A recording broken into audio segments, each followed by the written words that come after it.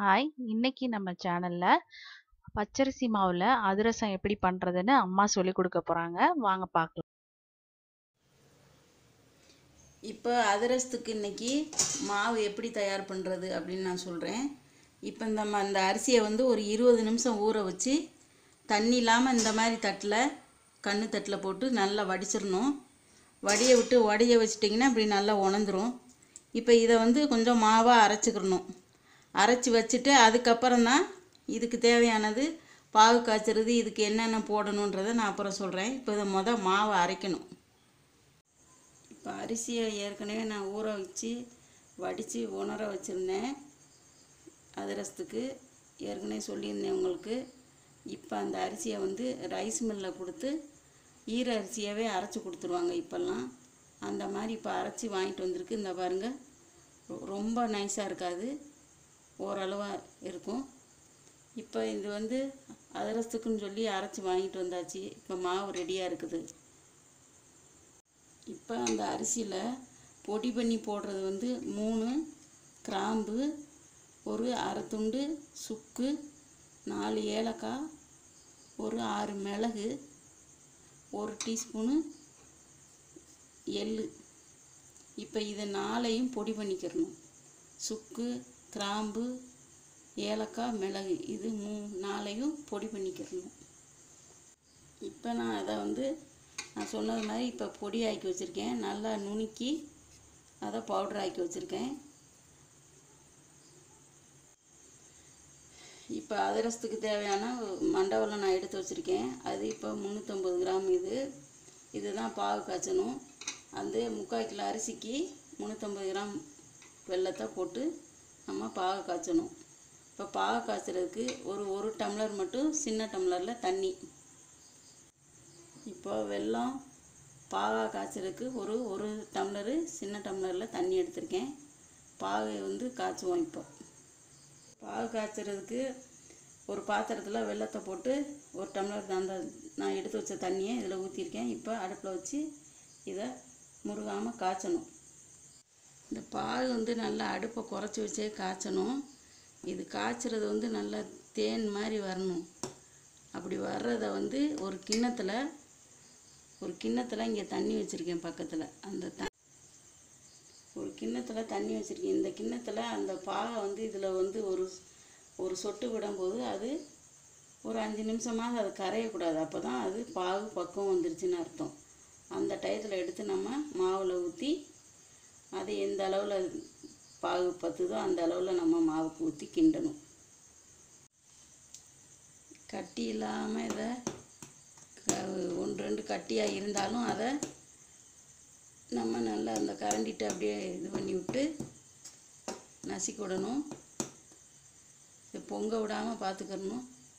இது கொதிக்க தான் அது பாகு மாதிரி ஆகும். கொஞ்சம் இன்னும் நேரம் ஆகட்டும். நம்ம நினச்ச பாகு பக்குவம் இப்போ வந்துருச்சு. இப்போ இதை எடுத்து நான் தண்ணியில் அடுப்பை குறைச்சி வச்சே தான் எப்பயும் கொஞ்சம் பெரிய பாத்திரத்தில் கூட காய்ச்சிக்கோங்க, பொங்கிட்டே வரும். அதனால பெரிய பாத்திரத்தில் வச்சு காய்ச்சிக்கணும். இப்போ இந்த இதை ஒரு சொட்டு நான் தண்ணியில் விடுறேன், பார்த்துக்கோங்க. அதுதான் பக்குவம்.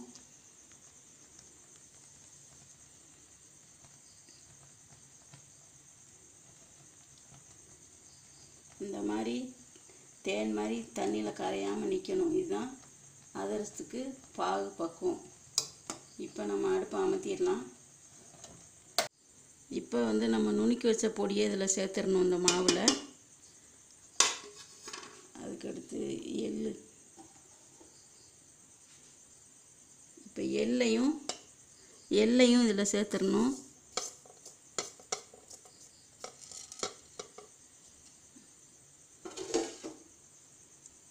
இப்போ இது ஒரு பெரிய பாத்திரத்தில் நீங்கள் கொட்டிக்கிட்டு இந்த மாவை இதிலேருந்து கொஞ்சம் கொஞ்சமாக அள்ளி போட்டு கிண்டணும்.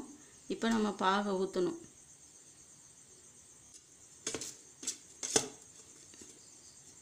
இப்போ அந்த பொடியெல்லாம் போட்டு கிளறியாச்சு. இப்போ பாகை ஒரு வலையை வச்சு ஊற்றணும். பொடியெல்லாம் இதில் போட்டு எள்ளு நம்ம அரைச்சி வச்ச பொடியெல்லாம் இதில் போட்டாச்சு. இப்போ பாகு இதில் இந்த ஒரு வலையை வச்சு ஊற்றணும்.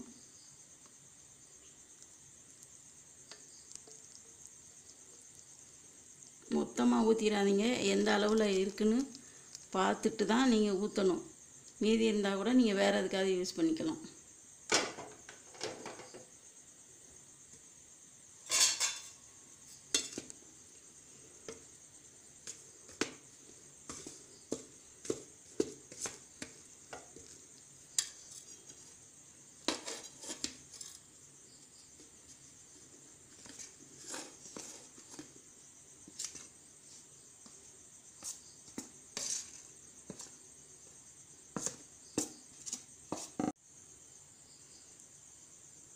பாகு கொஞ்சம் பத்தாமல் இருக்குது, அதுக்காக ஊற்றுறேன்.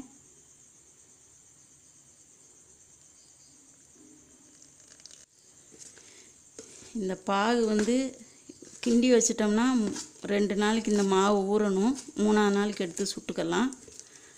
அதுக்கப்புறம் உங்களுக்கு சுட டைம் இல்லைனாலும் 2 பகுதியாக கூட எடுத்து இதை நீங்கள் கைப்படாமல் கரண்டிகிட்டே எடுத்து வச்சு தான் சின்ன சின்ன உருண்டையாக தட்டி சுடணும். ஆனால் சுடுறப்போ உங்களுக்கு நான் காமிக்கிறேன். இப்போ இந்த மாவை கிண்டி நம்ம 2 நாளைக்கு ஊற வச்சிடணும்.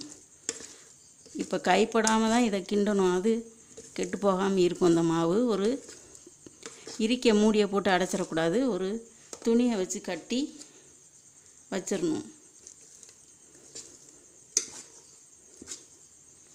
இதில் மூடி போடாமல் இந்த மூடிக்கு பதில் ஒரு துணியை போட்டு இது மேலே கட்டி வச்சிடணும். இது கொஞ்சம் ஆறின பிறகு இது 2 நாள் கழித்து எடுத்து பார்த்தீங்கன்னா இந்த மாவு நல்லா ஊறி போய் நல்லா திக்காக இருக்கும். அதுக்கப்புறம் தான் நம்ம அதிரசம் தட்டி போடணும்.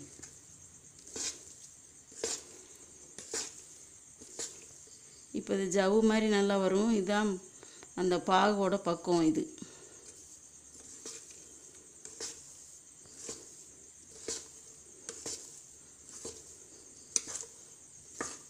வெள்ளை மாவு இல்லாமல் நல்லா கிண்டிக்கிறணும். இந்த முறையில் தான் எங்கள் அம்மா வந்து எங்கள் வீட்டுகளில் இந்த மாதிரி அதிரசம் எங்களுக்கு ரெடி பண்ணி கொடுப்பாங்க. அதை பார்த்து தான் அவங்க சொல்லி கொடுத்தது தான் நான் இப்போ உங்களுக்கு சொல்லி கொடுக்குறேன். இதே மாதிரி நீங்களும் மாவு பாகு காய்ச்சி தயார் பண்ண பாருங்கள் அதிரசத்துக்கு. இப்போ இந்த மாவு ரெடி ஆயிடுச்சு. இப்போ இதை நம்ம எடுத்து ஆறின பிறகு ஒரு துணி வச்சு கட்டி வச்சிடணும். ஃப்ரிட்ஜில் வச்சாலும் பரவாயில்ல, அதனால் ஒன்றும் இல்லை. அந்த மாதிரி ரெடி பண்ணி வச்சுக்கோங்க. இப்போ இந்த மாவை நல்லா ஒரு 1/4 மணி நேரமாவது ஆறட்டும். ஆறின பிறகு ஒரு வெள்ளை துணி ஏதாவது வச்சு கட்டி நீங்கள் ஃப்ரிட்ஜில் வச்சாலும் சரி, வெளியில் எங்கேயாவது எறும்பு வராத அளவுக்கு வச்சுருங்க 2 நாளைக்கு. இப்போ இந்த மாவு நல்லா கொஞ்சம் ஆறிடுச்சு.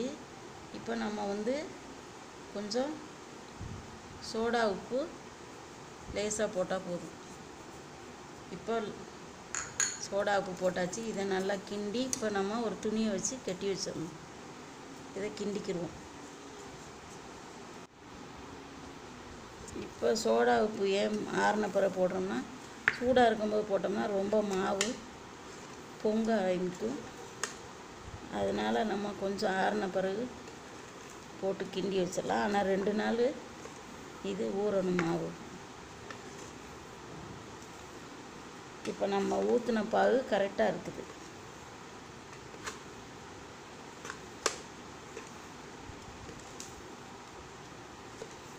இந்த அதிரசம் வந்து 1 மாதத்துக்கு கூட கெடாது. இது பாரம்பரியமாக இந்த மாதிரி தான் எங்கள் வீட்டுகளில் செய்யக்கூடியது ஒரு பலகாரம் இது. இப்போ நம்ம ஒரு துணியை எடுத்து இதை நம்ம வண்டு கட்டி வச்சு, துணியை எடுத்து இதுக்கு வண்டு கட்டுறதுக்கு இப்படி ஒரு முடிச்சு போட்டுடணும் இந்த துணியில். இப்போ இப்படி ஆயிரும். இந்த மாதிரி கட்டி இந்த பக்கம் முடிச்சு போட்டுருங்க.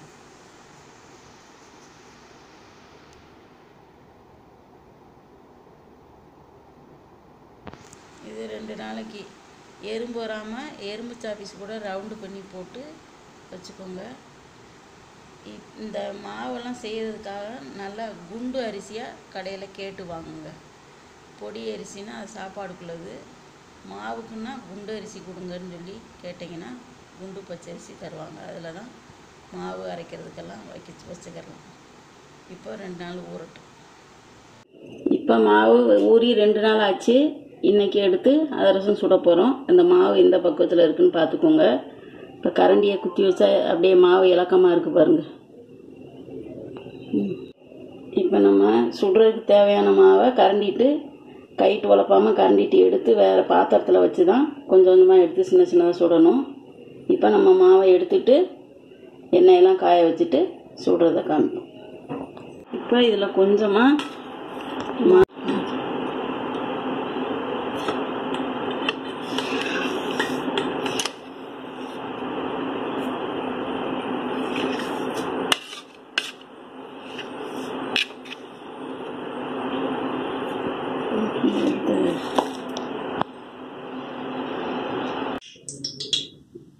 இப்போ பொரிக்கிறதுக்கு முன்னாடி இந்த மாதிரி வாழை இலையில் மாவை நீங்கள் தனித்தனியாக வச்சுக்கிட்டிங்கன்னா எடுத்து தட்டி போடுறதுக்கு வசதியாக இருக்கும். ஒரு எண்ணெய் தண்ணிக்கு பதில் எண்ணெய் வச்சுக்கோங்க கிண்ணத்தில். லேசாக கையில் தொட்டுக்கிட்டு அந்த மாவை எடுத்து இது பண்ணிக்கலாம். இப்போ கரெக்டாக இருக்கிறதுனாலேயே நமக்கு எண்ணெயே தேவையில்லை. இந்த கையில் ஒட்டாமல் இருக்குது பாருங்கள். இதுதான் கரெக்டான பாவோட இது. அப்படி உங்களுக்கு மாவு இறுக்கமாக இருந்து குருணையாக அரைச்சி கொடுத்துட்டாங்க அப்படின்னு சொன்னால் நீங்கள் பழையபடி கொஞ்சம் போல் பாகு காய்ச்சி ஊற்றிட்டு கிண்டி எடுத்துக்கலாம். உங்களுக்கு இறுக்கமாக இருந்தால், இந்த மாதிரி இருந்ததுன்னா இதுதான் கரெக்டான பக்குவம். இப்போ இந்த மாதிரி இருக்கும்போதே நம்ம பொரிக்கணும். ரொம்ப நேரம் வேக விடக்கூடாது. போட்டோடனே பார்த்து திருப்பணும். அப்போ தான் இது வந்து சாப்பிட்டாவும் கருகாமையும் இருக்கும். இப்போ இது மாதிரி லேசாக எண்ணெய் தடவி தட்டிட்டிங்கன்னா நல்லா ரவுண்டாக வந்துடும். அப்போ ஒரு ஓட்டை இப்படி போட்டு ரொம்ப கருகாமல் பார்த்து எடுக்கணும். அது சீக்கிரம் வெந்துடும். இந்த புஷ்ஷுன்னு நல்லா வருது பாருங்கள். இதுக்கு தீ வந்து ஜாஸ்தி இருக்கக்கூடாது, இல்லைன்னா கருகிடும். தீ எந்த அளவு கொஞ்சம் நிதானமாகவே வச்சுக்கணும்.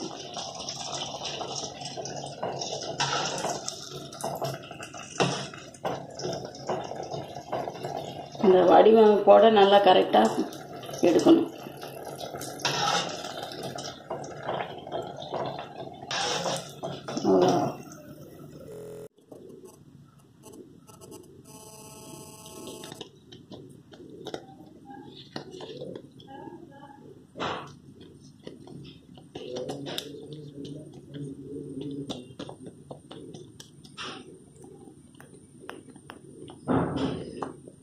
இப்போ இந்த நடுவில் ஓட்டை போடுறது எதுக்கு போடுறோம்னா இந்த மாவில் உள்ளுக்க நல்லா வேகிறதுக்கு தான்.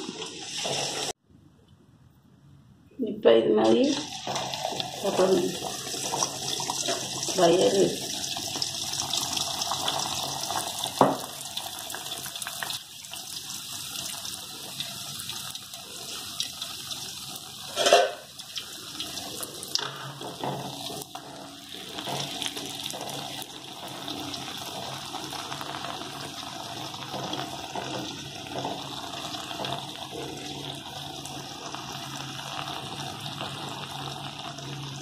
அதிரசத்தை பிச்சா அப்படிங்க பாருங்க, அப்படியே உள்ளுக்க போய் பாருங்க. அப்படியே அமுங்கண்ணா இந்த மாதிரி உதிரணும். அப்போ தான் இது பாவு பக்குவமாக இருந்து நம்ம அதிரசம் போட்டிருக்கோன்னு தெரியும். பாவு பக்குவம் சரியில்லைன்னா இது கல் மாதிரி இருக்கும் அதிரசம். இப்போ பார்த்தீங்கன்னா நல்லா சாஃப்டாக இருக்கும் பாருங்கள். இதுதான் பாவு பக்குவம். இது மாவை நீங்கள் கொஞ்சம் கொஞ்சமாக கூட சுட்டுக்கலாம். 3 நாள் 4 நாளைக்கு கூட ஃப்ரிட்ஜில் வச்சுருந்துட்டு கைப்படாமல் கரண்டிட்டு எடுத்து கொஞ்சம் கொஞ்சமாக வச்சு நீங்கள் சுட்டுக்கலாம். இது நல்லா உதிரியாக நல்லா வந்திருக்கும் பாகு பக்குவம் இருந்ததுன்னா. இப்போ சுவையான அதிரசம் ரெடி ஆயிடுச்சு. இது மாதிரி நீங்களும் பக்குவமாக சுட்டு எடுங்க. இந்த அதிரசம் நீங்கள் 1 மாதம் 2 மாதம் கூட வச்சுக்கலாம். ஆனால் வந்து காற்று போகாத பாத்திரத்தில் அடைச்சி வைக்கக்கூடாது. லேசாக காற்று போகிற மாதிரி ஏதாவது ஒரு துணி வண்டு கட்டி அப்படி வச்சுக்கலாம். அப்படி இல்லைன்னா ஃப்ரிட்ஜில் வச்சுக்கிட்டிங்கனாலும் ஒன்றும் பிரச்சனை இல்லை. ஆனால் இது தண்ணியை தொட்டு இதை சுடக்கூடாது. லேசாக எண்ணெயை கையில் மட்டும் லேசாக எடுத்துக்கிட்டு நீங்கள் நல்லா சுடலாம். சுடும்போது ரொம்ப பக்குவமாக சுடுங்க, எண்ணெய் வந்து மேலே தெரிச்சிடக்கூடாது. இன்னும் இது மாதிரி நீங்கள் செஞ்சு சுவைச்சு பார்த்துட்டு எங்களுக்கு கமெண்ட் பண்ணுங்கள்.